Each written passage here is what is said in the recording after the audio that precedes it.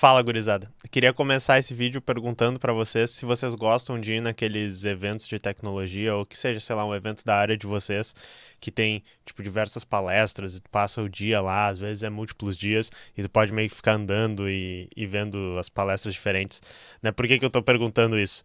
Porque eu trouxe duas notícias já essa semana passada que estavam referenciando palestras daquele 39C3, que é o Chaos Communication Congress. É um evento que é organizado pelo pessoal do hackerspace mais famoso lá de Berlim, que é o Chaos Computer Club.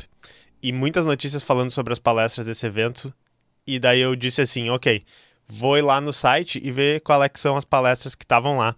Isso me deixou extremamente nostálgico de, por exemplo, o FISLI, que é o Fórum Internacional de Software Livre, que tinha aqui em Porto Alegre, porque era a mesma vibe que eu sentia, né? Principalmente quando eu era muito novo na área da tecnologia e eu ia nesses eventos, eu só ficava andando para tudo quanto é lugar, ficava pegando CD de distribuição GNU Linux, descobria temas que eu nunca tinha ouvido falar, eu olhava assim, microcontroladores com Python. Então eu entrava na palestra e eu sentia, nossa, como eu aprendi.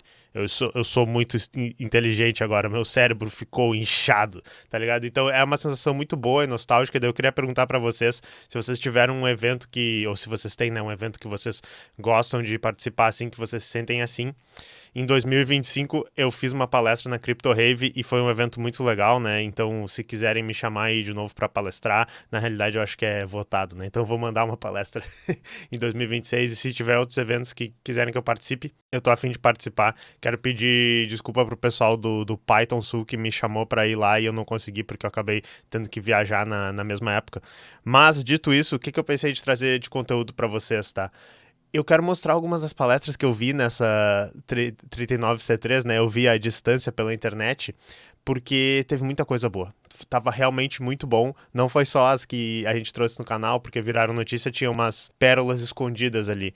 E como dá pra ver pela internet e no site do CCC, vocês vão encontrar todas elas, eu vou mostrar aqui as que eu mais gostei e recomendar pra vocês algumas coisas, dizer por que eu gostei das palestras. E se vocês têm outras que vocês viram ali que vocês acham interessante, manda pro pai, porque tava um bom conteúdo. Eu assisti e senti, nossa, como eu sou inteligente agora. Como eu aprendi coisas novas, tá? Então, vamos lá por esse vídeo. Nós somos Tecnologia e Classe, falamos de tecnologia e política, a política da classe trabalhadora.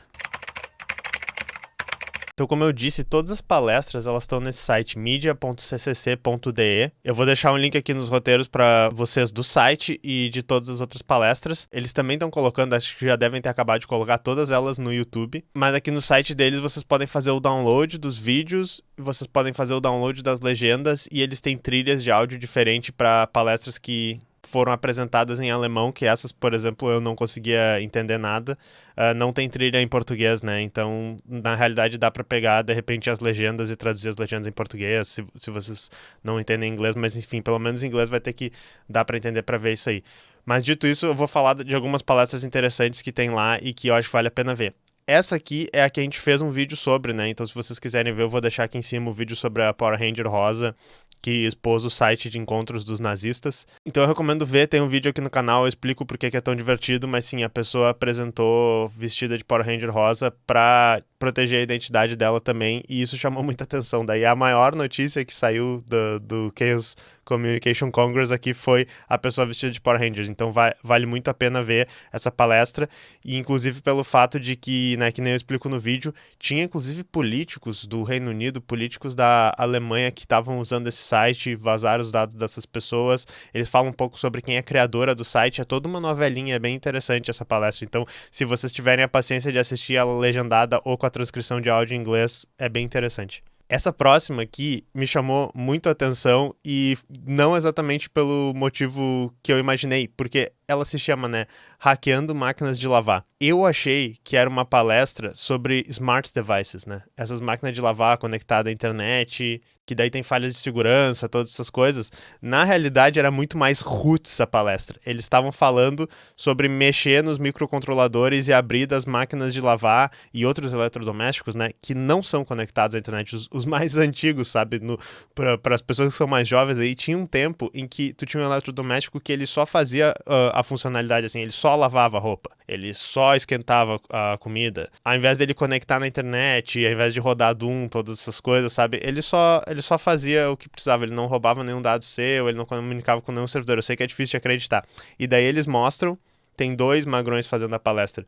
Um deles daí faz uma parte inteira sobre como ele mexeu nos microcontroladores, como é que é o protocolo deles, como é que reprograma. Daí ele fez um aparelhinho ali que pegava e ele botava para criar uma interface de controle que ele podia fazer por código dos eletrodomésticos deles lá.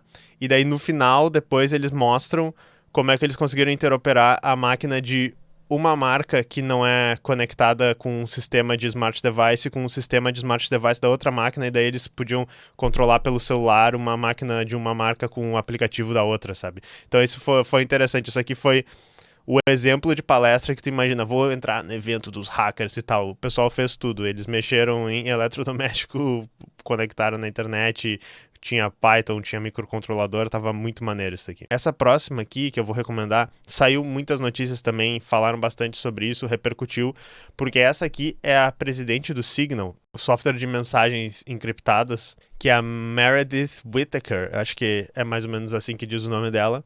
E o nome dessa palestra é Agente de IA, Espião de IA. Tá em inglês também, vale a pena ver, é uma palestra bem acessível e ela tá falando de um tema que é bastante sério e eu acho que eu nunca falei especificamente aqui no canal, inclusive é um tema pra gente desenvolver bem mais no vídeo, que é o fato de que, assim, a gente tem várias medidas de privacidade que a gente toma pessoalmente ou que às vezes o nosso sistema operacional ou softwares que a gente usa tomam, como containerização dos dados, né? Os dados de um software não vão ser acessados pelo outro. A gente criptografa nossos dados no disco, a gente criptografa os dados no servidor, a gente criptografa os dados em trânsito, a gente toma todas essas medidas para tentar proteger a privacidade dos usuários, para tentar proteger nossos dados. Porém, tem uma nova tendência na indústria agora, que é o fato de que tudo vai ser uma IA e tudo vai ser um agente, e esse agente é o seu ajudante, né? Que ele precisa ter acesso aos seus dados para te ajudar. E o maior exemplo disso é o Microsoft Copilot, né? Que ele vai estar tirando fotos da sua tela para construir um banco de dados de informações para que ele possa te ajudar, para que tu possa perguntar qual era o site que eu estava olhando há 15 minutos atrás sobre um carro, e daí ele vai dizer, você estava olhando esse site aqui.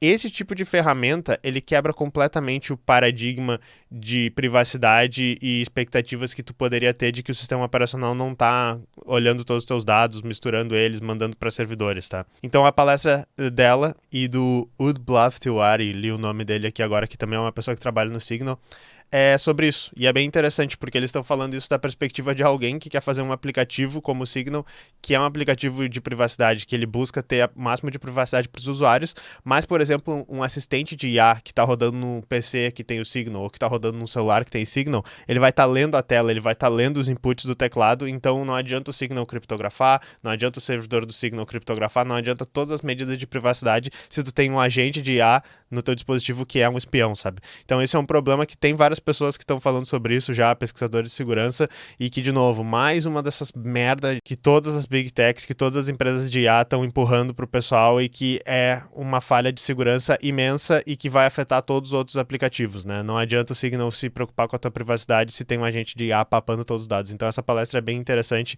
também repercutiu bastante essa palestra, provavelmente porque ela é, né, a presidente do Signal, a CEO do Signal. Essa outra aqui foi uma surpresa, não fazia um tempo que eu não pensava nesse tópico, e a palestra me chamou muita atenção, que é 10 anos do Dieselgate.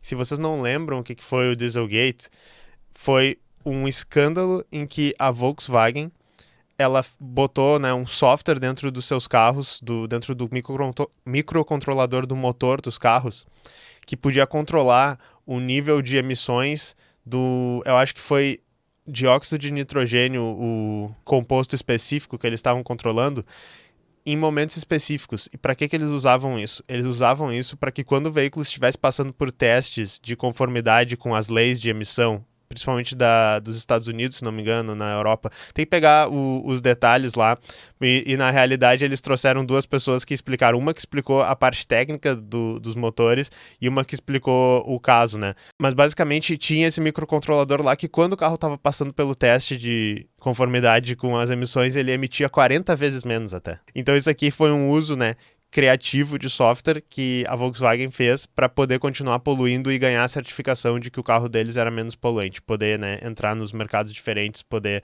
ter o selinho lá. Este carro é verde, quando na realidade a porra do carro estava poluindo igual ou até mais que os outros.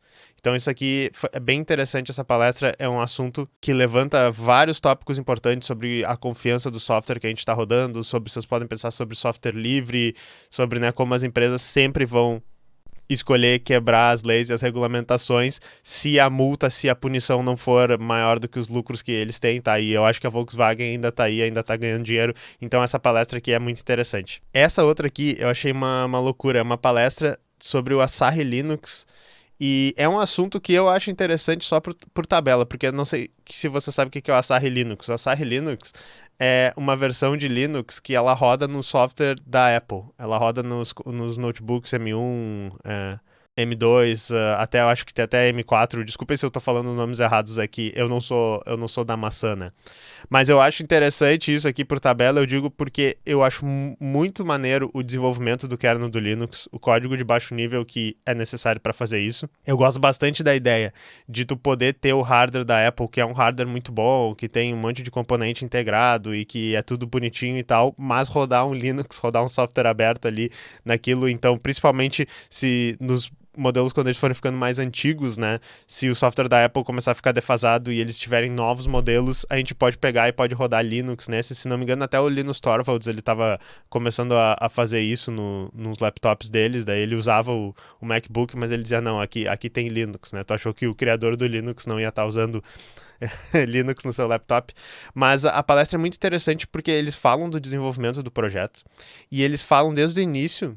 Ele fala, no caso aqui, desde o início, como é que eles fizeram para criar esse código. Então eles falam sobre como é que tu faz para dar boot no Mac para que ele possa rodar um código de um sistema operacional que não é assinado pela Apple. Aí eles falam que como é que eles caíram ali, ok, o meu código está rodando no processador, mas a gente não sabe nada desse hardware, a gente não sabe quais são os registradores de memória, a gente não sabe um monte de coisa porque é tudo proprietário da Apple e não tem documentação sobre quase nada. Então fala como é que eles fizeram para debugar e descobrir o hardware e daí escrever drivers pro hardware, tipo.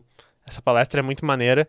Nem falaram sobre Rust também, mas uma das brigas que tinha na comunidade e que eu estava lendo muito sobre a Asahi Linux é porque eles usam muito Rust para escrever módulos do kernel do Linux. E daí tem essa briga de que tinha um monte de código para suportar hardware do Mac e também tinha código em Rust. E daí eles queriam, ok, vamos dar um merge disso aqui, vamos incluir isso no código do Linux. E daí tava dando toda aquela brigaiada. Então, assim, mas tecnicamente essa palestra é maravilhosa. Inclusive, eu não sabia, algumas das pessoas que começaram esse projeto fizeram um desbloqueio e homebrew para o Wii, tá ligado? Então quem tinha um Wii desbloqueado e rodou aqueles homebrew, aqueles softwares que tu baixava da internet no Wii, foi algumas pessoas que trabalharam nisso aqui e que fizeram esse software aqui, então achei muito maneiro. E daí as últimas duas que eu vi, eu vou começar por essa última aqui, são as palestras de política, né? Essa de baixo nós também fizemos um vídeo sobre no canal e eu curti muito a palestra. Foi a palestra do Cory Doctorow falando sobre uma internet pós-Estados Unidos e resistente à merdificação.